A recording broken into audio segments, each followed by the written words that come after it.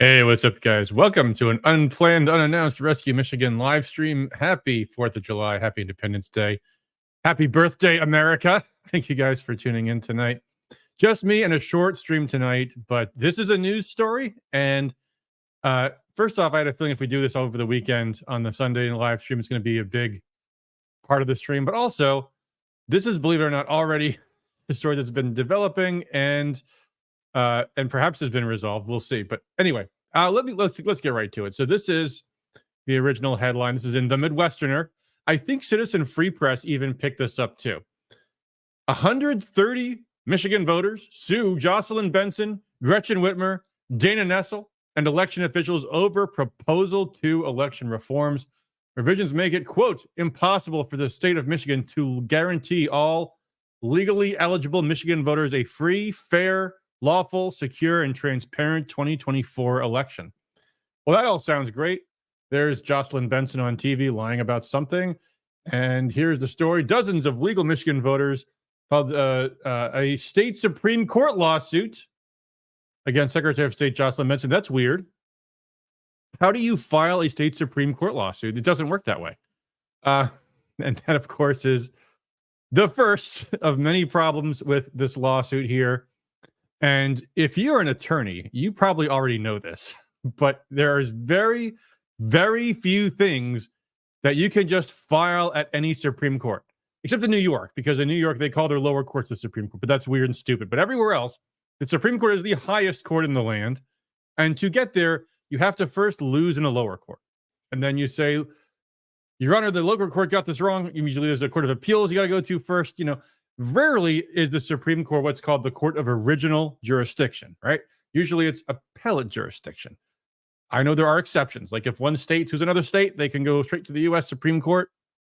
But anyway, so they filed this suit here, and there is, blah, blah, blah. There's a news release. Let's go to the news release, and then we'll look at the lawsuit itself. So here is the news release. Let me make this bigger so you guys can read it. Can I make this even bigger? No, I can't. Okay, that's the full screen, basically.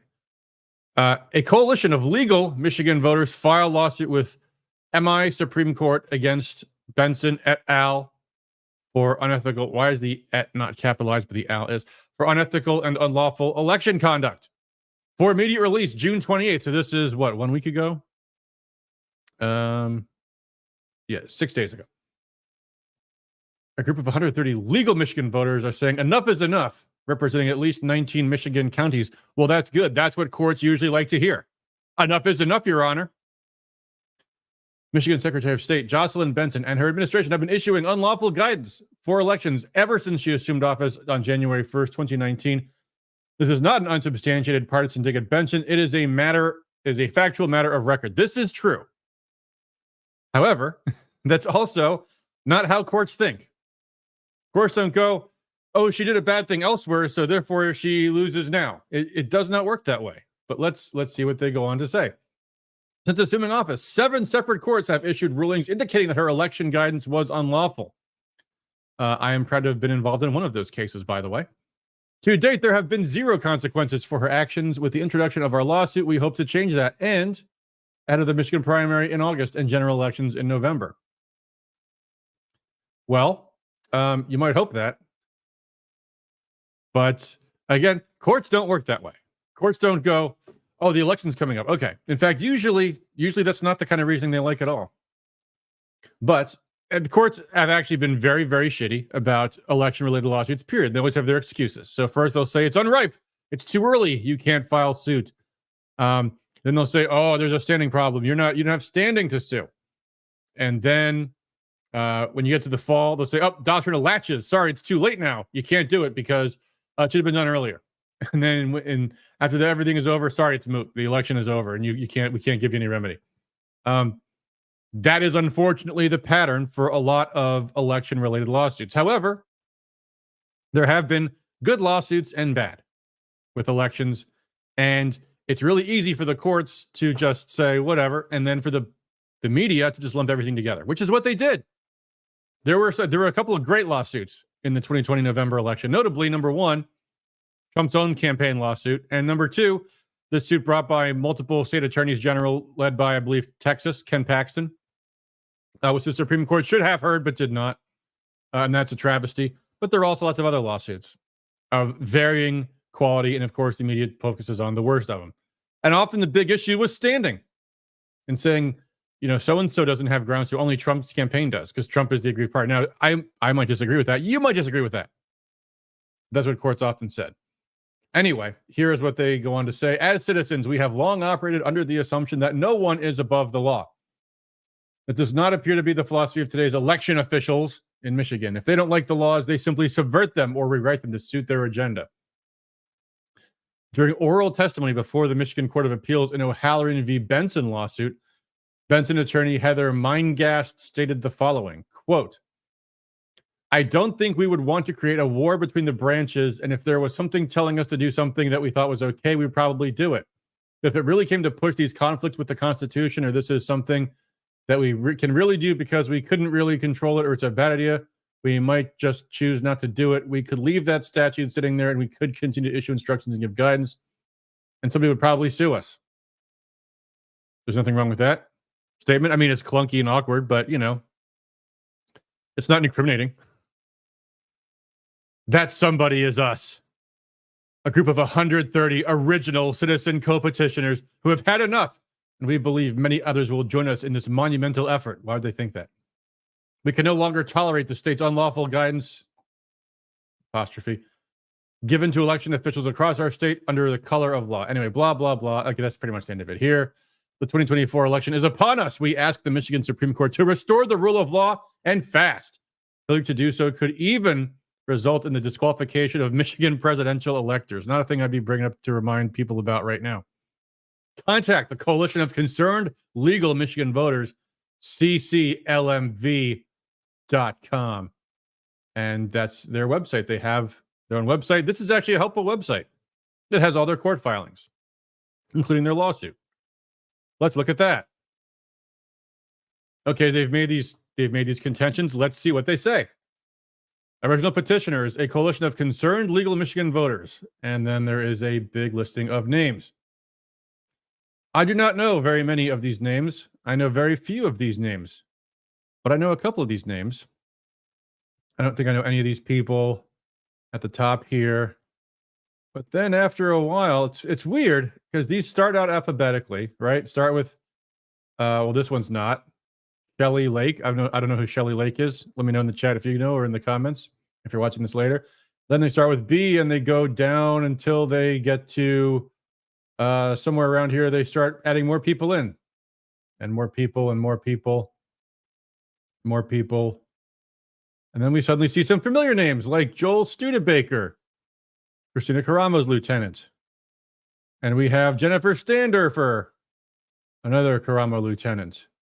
And we have CJ Retard, the stalker, another Caramo lieutenant. I wonder if those people have anything to do with this. And then their defendants are Jocelyn Benson, Gretchen Whitmer, Jonathan Brader, Director of Elections, Michigan Board of State Canvassers, and then each of the Board of State Canvassers, and the state of Michigan, care of Attorney General Dana Nessel and other co-respondents. So there you go. That's now, the weird thing is the caption does not have any attorneys named on here. That's because there aren't any. This is a pro se lawsuit. So who do you think this actually is? Of these 130 people whose names we mostly don't know, except for, interestingly, people at the very, very, very bottom. I don't know who Anna Pierce is, but I do know these other people. Some of these other names sound kind of familiar. This name, Randy Clark, sounds somewhat familiar to me. Somewhere in here. Oh, hey, here's Carrie Lynn Eileaf from the Kalamazoo Karamo clan. Interesting. There's Rodney Holcomb, the fake chair of the Kalamazoo County GOP under Christina Karamo. Yvette Clark. That name's familiar for some reason. Anyway. So, this lawsuit was filed with no attorneys, which is weird because those folks have attorneys. They've been involved in a little bit of litigation themselves. But here we go.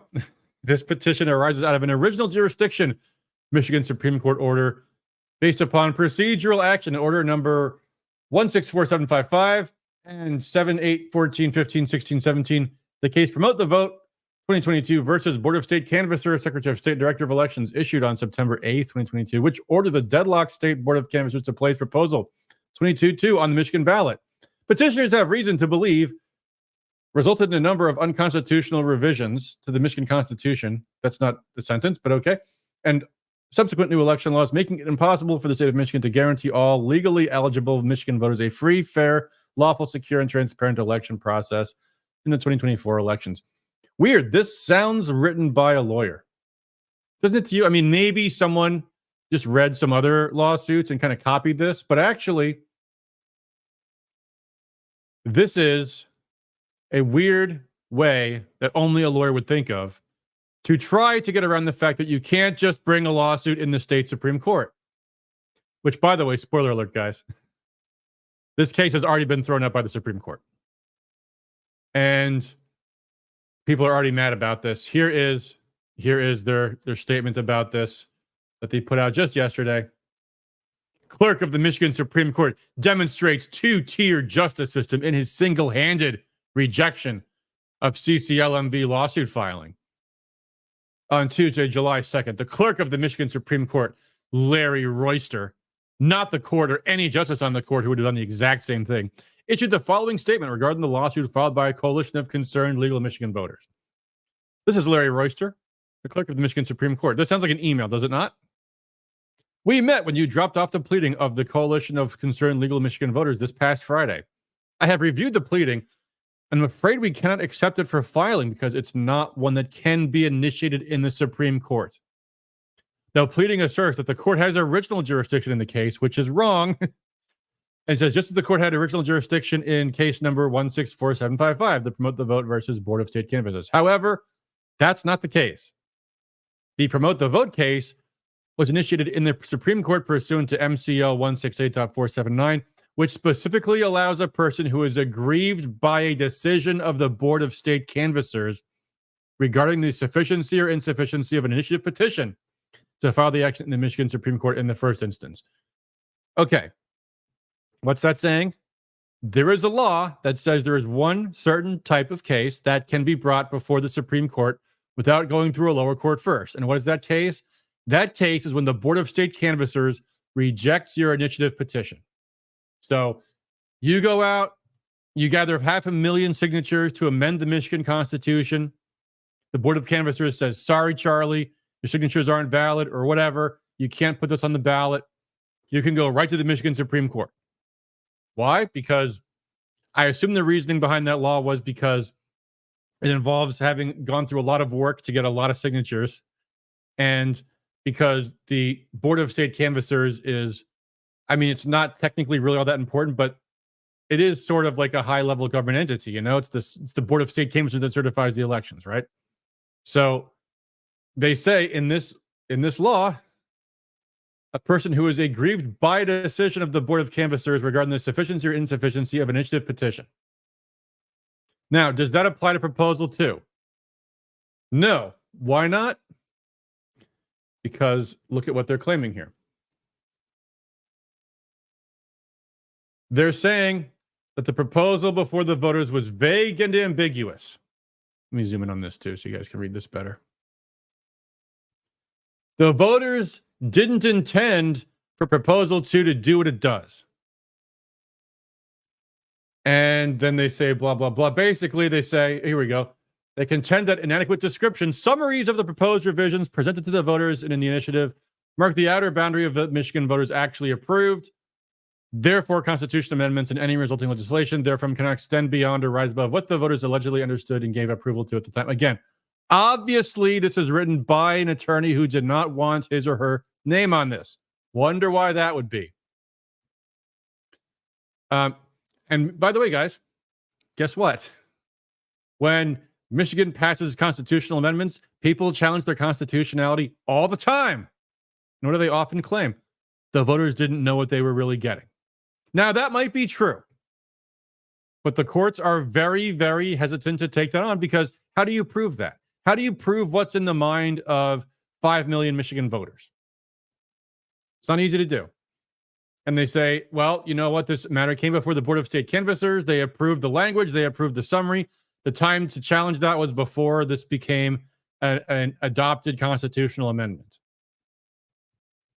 Mostly they'll just say, sorry, that's what the Constitution now says. And if anything, the first time I heard about this lawsuit, my first thought was they probably filed this in federal court. Because maybe a federal court, you got some kind of U.S. Civil Rights Act claim that you can make in a federal court to say that Michigan is out of compliance with the U.S. Constitution, right? That's what you would think they would do. So as soon as I saw this in before the Michigan Supreme Court, I was like, uh-oh, this is going to be a problem. Anyway, so getting back to what the clerk of the court said, this case is not challenging a Board of Canvassers decision regarding the sufficiency/insufficiency of an initiative petition. What does that mean, sufficiency or insufficiency? It means, did you get a sufficient number of signatures? That's what that means. So he's saying, your pleading does not challenge a decision of the Board of State Canvassers. Rather, you challenge amendments to the state constitution and several statutes. An action of that type must be initiated in a circuit court. Duh. What any lawyer would know. And then this goes on. Now, this is now in their press release, MMCLV, which, by the way, who are these guys? We've got this nice website here, cclmv.com. Somebody got this website. I didn't look, but I'll bet you dollars to donuts they've got domain privacy. It doesn't say who the person that bought the domain is. I'm going to look it up. Let's see. cclmv.com. Domain privacy. Yep. Which pretty much, pretty much everyone gets that. Okay, fine. About us. There's an About Us tab. What's this go to? Who are we? A group of 130 legal Michigan voters. That's it. Okay. Can you give us one name? No. Do you have a contact us page? No. Do you have a name on anything you've put out here? No. Is this a little weird, guys? Is it a little weird to you? This group of 130 Michigan voters, legal Michigan voters, excuse me, and they don't have a chairman of the group, an executive director, a spokesman, an attorney. But somehow they put out this statement here. And here's what this statement, authored by whom? Who knows? Please note that the CJ retired, maybe. Please note that the Michigan Board of State Canvassers was specifically cited as a defendant in the proposed CCLMV lawsuit. Yes, they just got done telling you why that doesn't apply, and you're wrong. The focus of the proposed lawsuit was the unlawful decision to place Proposal 2022 on the ballot by the Board of State. This is wrong here. It's Board of State Canvassers, albeit under an order issued by the Michigan Supreme Court. In our proposed lawsuit, not proposed, you filed it. Just got rejected because the Supreme Court doesn't just take lawsuits like that. CCLMV contends that Proposal 2022 was not a single amendment to the Michigan Constitution, but in fact 9 separate amendments. Voters were thereby not. You would think when they passed Proposal 2 there weren't any legal challenges at the time. The courts have never heard of Proposal 2 before. Voters were thereby not given the opportunity to understand the true impact of all amendments in the brief abstract presented to voters on their ballots. Again, you might agree with this. I happen to agree with this, by the way. I think Proposal 2 and Proposal 3, for that matter, of that year, and Proposal 1, for that matter, were a fraud on Michigan voters because they didn't know what they were signing, what they were voting for. Unfortunately, that's the system that we have. And that's what settled case law has said. Sorry. There is a process to say the language is misleading. It got to the ballot. Voters voted yes. Voters often, by the way, vote no when they don't really know what things are. Now, obviously, of course, I understand, guys. A lot of out-of-state money poured into Michigan to mislead voters. And I know the media lied about it. I understand.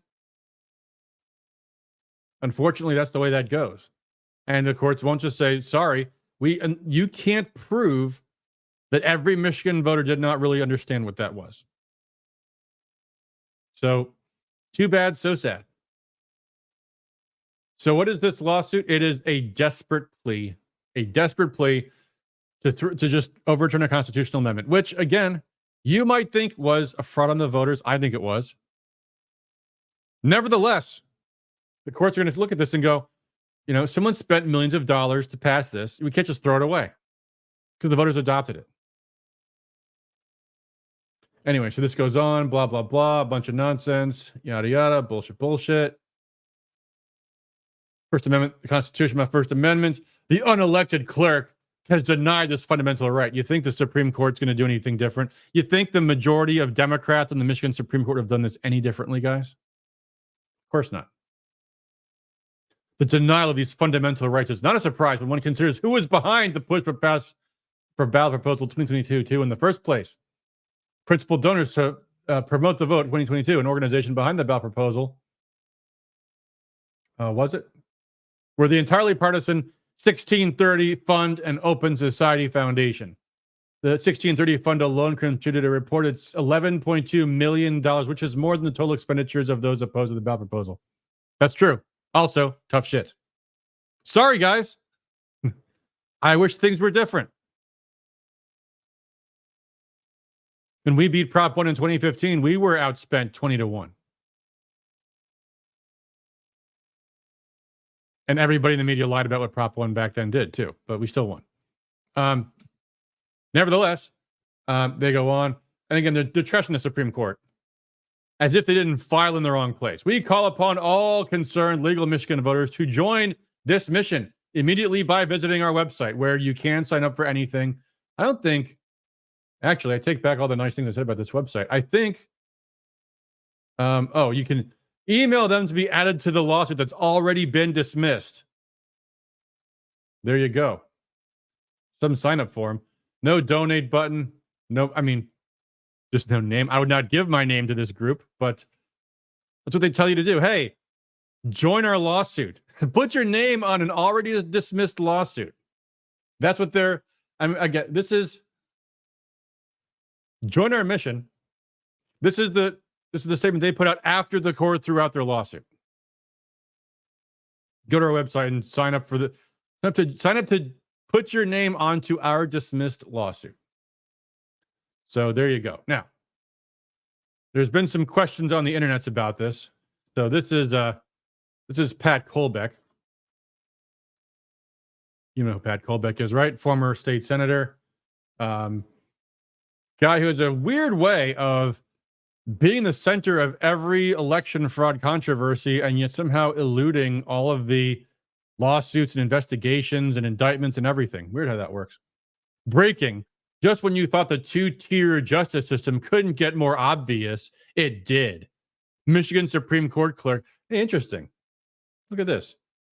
MI Supreme Court clerk. Now, why do I put attention to that? Because that just looks so much like what we just read here. Where did I just see that? We read this a moment ago. And it just said, my Supreme Court.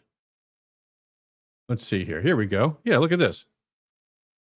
Now, this might seem like a small, itty-bitty little detail to you guys. You might think I'm like a conspiracy theorist here.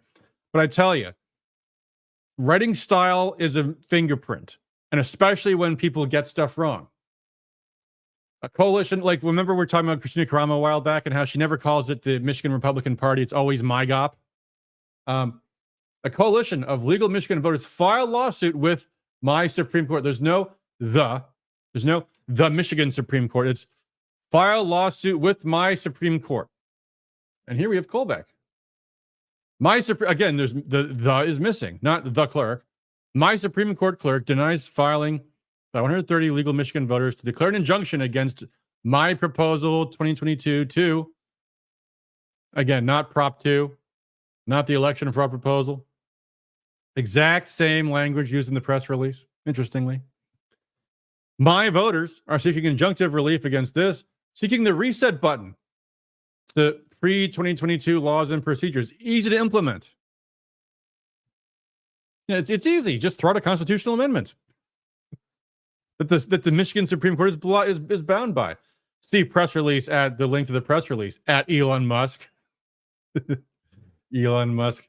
Run with Runstead, Tom Jordan News, I know who that is. Trucker Randy, Justin Barkley, Gateway Pundit, Patty Loves Truth, Emerald Robinson. There you go. Bethany W., Bethany Wheeler, just elected Secretary of the Michigan Republican Party. Pat, this isn't corruption. There are rules to file. The plaintiffs didn't even sign the petition. Oh, yeah. Whoops. So this is the petition. We can go through this a little bit more if you want to. I mean, what's the point? Other than to point out, this is what their basic argument is. This court's and lower courts' prior history with this constitutional amendment initiative. Okay, so it's just a discussion of the background. This is a 54-page suit, guys. I'm not going to read this entire thing. Do you think they had a lawyer who wrote this and just didn't, do you think this citation was written by a pro se litigant? Or do you think someone, like, I don't know, maybe Jim Kopis, Dan Hartman, someone put this, Robert Owens, someone who thinks they're a lawyer, might even actually be a lawyer, didn't want their name on this, so they filed a pro se. And there you go. Anyway, blah, blah, blah. And then we get to the bottom of this. Where's the bottom? Respectfully submitted, blank. Oops. Exhibits attached. And these are all in the exhibits. Looks like they're bringing up the RNC versus Michigan ruling. Looks something someone's butthurt about. Wonder who might that be in. Anyway, so just really quick, we don't need to because it's pointless. It's already been thrown out and it's complete nonsense anyway. But where is that first cause of action? Let's at least see what this is. I think I didn't pass it yet. I think it's actually up higher. Oh wait, what's this? What's these? What are these numbers here? We got a lot of numbers. Oh, here we go. Among the other issues raised, petitioners asked the court to resolve each of the following individual conflicts or questions by declaratory judgment. So when you appeal something to the Supreme Court, usually it's like, state what it is you're asking the court to decide on. And it's like 1, 2 things maybe. What do you have here? 1, 2, 3, 4, 5, 6, 7, 8, 9, 10, 11, 12, 13, 14, 15, 16, 17, 26, 20, 30, 33, 40, 43 questions. 43 questions they want the Michigan Supreme Court to resolve in this one filing. How is required canvass board certify election results based only on official records of votes cast any different than what canvassing boards are doing now? This is like 3 questions. Can we interpret a change from current law and practice if we can't tell the difference between what is? This is all just mumbo jumbo, guys. This is some lawyer's work posing as some random yokel's work. Is what this is. And this goes on and on and on forever. All right, where was the counts? What is it they're actually asking the court to do? Besides, obviously, put aside Prop 2, which I'm sure is what the main thing is. Yeah, here we go. First cause of action, declaratory judgment. Petitioners are lawful residents and legally eligible voters of the state of Michigan. Eligible? Are they registered? Those withstanding whose election-related actions are unconstitutionally revised by Proposal 22-2. Again, hard to claim that a constitutional amendment is unconstitutional because by definition, it's changing the Constitution. That's why if there was any court that would even consider any of this, and I don't think there is, but if there was, it'd be a federal court. There's an actual controversy, blah, blah, blah. Is rep and must be, again, lawyer speak, written by a lawyer who didn't put his name on it for some reason. Wonder why. Anyway, this goes on. So, anyway, getting back to this. The plaintiffs didn't even sign the petition. All 130 of them were required to sign because they weren't represented by counsel.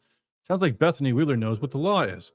This was never going to get docketed. You can't just ignore the rules and expect to get your way. Good point, Bethany. Also, the exhibits weren't noted in the petition and there was no argument for original jurisdiction. Seriously? Exactly. Well, I mean, there was an extremely, extremely weak argument in the very beginning. So Colbeck, for the record, Bethany, your assertions played zero role in the MSC clerk response to the filing. Mine do. Really? How would your assertions have played a role in that filing, in that response, Senator Colbeck? Sadly, you continue to demonstrate life in an alternative reality. Again, Colbeck is one who doesn't know anything and acts like he knows everything. All of Bethany's points are on point here. Every single thing here is correct. And this is irrelevant. Her assertions are also true. This was never going to get docketed because they didn't sign the petition, for one thing. And besides that, also, I mean, fundamentally, the Supreme Court does not take on a case like this. So the question is, and this is what Scott McMahon wrote when this thing got dismissed. This was an easy call. Just like all the Kerry Lake and Sidney Powell lawsuits, anything that Stephanie Lambert or Colbeck or the Cromwell cult is involved in is actually intended to fail. Now, this is a little bit, I mean, obviously, this is Scott McMahon's opinion, his interpretation of the events. I wonder what you guys think about this. I think this is hard to prove. I mean, there's a real question, and it's a tough question. Is the people that signed that petition so stupid as to think it would work, or was it intentionally designed to fail? And you can only really know based upon the question of, can they really be that stupid? Well, I think Scott's got a good argument here because clearly someone who is a lawyer wrote that and didn't put their name on it, or was a lawyer, or tried to become a lawyer and didn't pass the bar. But someone who should know that you can't just file in the state Supreme Court wrote all that crap. So he says they put poison pills in their filings to cause them to fail. In this case, there was no poison pill. The entire thing was poison. There's no good thing with the poison pill inside of it. Everything was complete bullshit. Maybe not quite everything. I mean, that's the thing is, they're right that Prop 2 was a deception on Michigan voters. The problem is there's no real remedy for that. There just isn't. Life's not fair, guys. Either knowingly bad evidence, filing errors, filing the wrong jurisdiction, or asking for an impossible remedy, all things in this case, is what the election integrity experts do. They're all designed to fail. I was deeply confused by this at first. Why would the election integrity experts want to lose their lawsuits? Wouldn't it benefit them to get some wins? I use scare quotes because their actions prove that their intention is the exact opposite of election integrity. I completely agree. Have you ever seen Pat Colbeck's giant? He's got this giant map of the election fraud, which is like something where with a magnifying glass on this 4x3 foot poster. There's like just lines drawn every which way. It's all designed to make you think like, oh, this guy's a genius. He has really been following everything and he knows all the details of this. And it's just like, it's just a bunch of stuff someone threw together. I remember in 2020, there were very obviously proven serious violations of the election law. Not verifying signatures properly in absentee ballots. That's a big one. Unlawfully impeding poll challengers. That's a big one. And then there was the things that were not the least bit proven. The gnomes of Zurich hacked into the election machines and flipped votes from Republicans to Democrats. And they gave Biden all of Trump's votes. Tens of thousands. Even in counties that didn't have tens of thousands. People, the hackers in China and Iran and all kinds of other places. No evidence for this. And in any place where a recount was conducted, like in, say, Eaton County, Michigan, no discrepancy between the machines and the paper ballots. None. So somehow, this wild narrative of gnomes of Zurich displaced, discredited, and destroyed the election integrity movement. And who was out here peddling this crap? It was not me. You go to rescuemichigan.com, click on our plan for election integrity. All we're talking about is the real stuff. And Colbeck's the one who's going all over the country talking about the gnomes of Zurich and the voters hacking, the machines being hacked into, and all this other stuff. And, of course, making a good name for himself because he's been out of the Senate for a while now. Needs something to do. They don't want to do this, and they don't want to win lawsuits for the following reasons. One, if they filed good suits and got legal victories and secured elections, their profitable grifts would end. I don't know if I buy that argument. I think if they got actual wins, they'd be famous and they'd be happy. People would be like, bet Colbeck, he's our champion. But they can't do that because, among other reasons, Pat Colbeck's not an attorney. Their goal is the PSYOP. They are tools of the deep state who want to fulfill the intelligence community's dream of squashing right-wing extremist terrorism forever. I think what he means is squashing right-wing activism by demonizing it as extremist terrorism. Their goal is to make people into terrorists, so the public begs them to destroy us all under martial law. In order to radicalize their cult followers, they need to convince them that violence is the only way.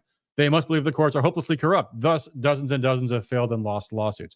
Yeah, we saw this when they lost in Kent County. The Caramo people lost in Kent County. First thing they do is turn around and say, the courts are corrupt. The judge is corrupt. We can't get any justice in the courts. What's that old saying? Try the ballot box. That doesn't work. Try the jury box. That doesn't work. No. Soapbox, ballot box, jury box, cartridge box.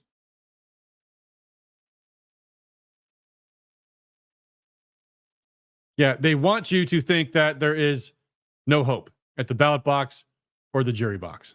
The courts are corrupt. The elections are rigged. Your vote counts for nothing. The elections are a total fraud. And by the way, this also plays into people's inherent sense of laziness. Because, hey, what's the point of going out and knocking on doors and persuading your neighbors? If you believe your neighbors are all Trump supporters anyway, it's just the gnomes of Zurich are stealing the election. They definitely don't want Republicans to win in November. The only time these election integrity experts do any get out the vote is for precinct committee man / delegates so they can deepen their tyrannical grip on state parties. Everything else they do is to aid Democrats. I think he means to say everything they do, period, including this, is to aid Democrats. And that's in response to this guy saying, yeah, Colbeck, you call the Supreme Court wouldn't accept the Colbeck petition. Or the Colbeck petition. The petition that looks mysteriously like Colbeck's had some hand in this. So, what do you think, guys? We have this coalition of concerned legal Michigan voters with no one's name on it, with a lawsuit with 130 people on it. Not Colbeck's, interestingly.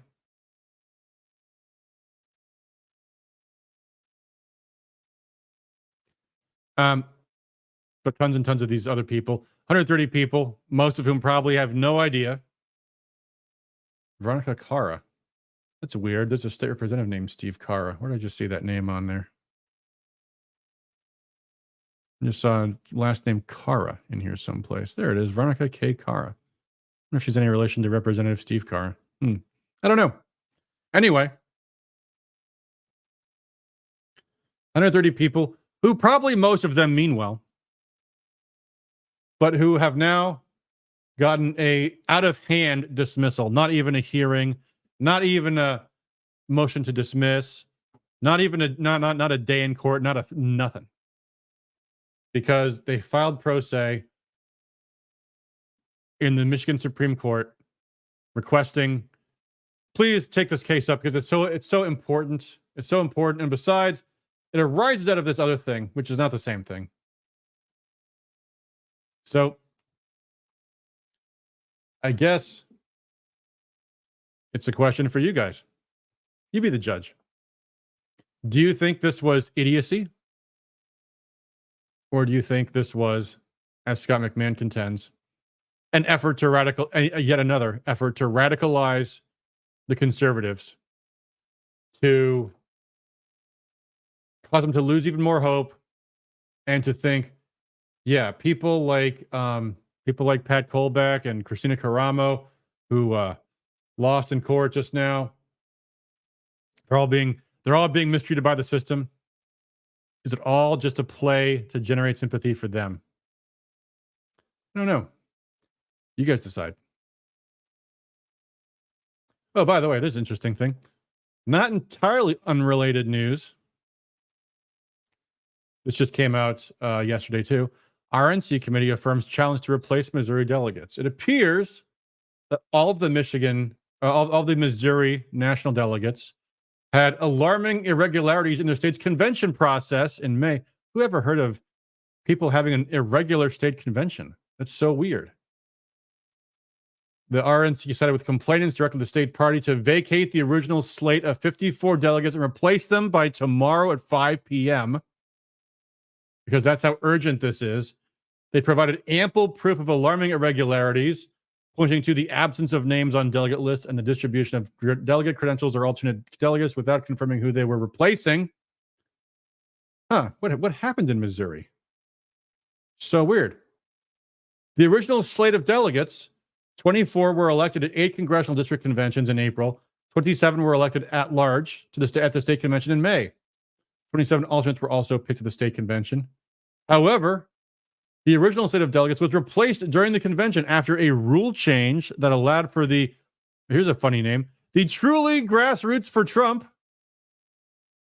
The truly, absolutely, no doubt about it, ass roots, Fed-controlled delegates for Trump to be the only ones presented for a vote, according to the Independent. The switch-up came during the convention amid a drama-filled day. Gee, it's almost like there's an effort in all 50 states to hijack the Republican Party. Isn't that an amazing coincidence? I don't know. Maybe it's not a coincidence. Maybe it is. You guys be the judge. All right, that's going to do it for us for tonight. Hope you guys had a wonderful 4th of July. And we will be back on our regular stream time this Sunday, 9 p.m. Until next time, guys, thank you for tuning in. Hit that like button, hit that share button, hit that subscribe button. It really does help us out. And as always, thanks for all you guys do for liberty. Till then, peace.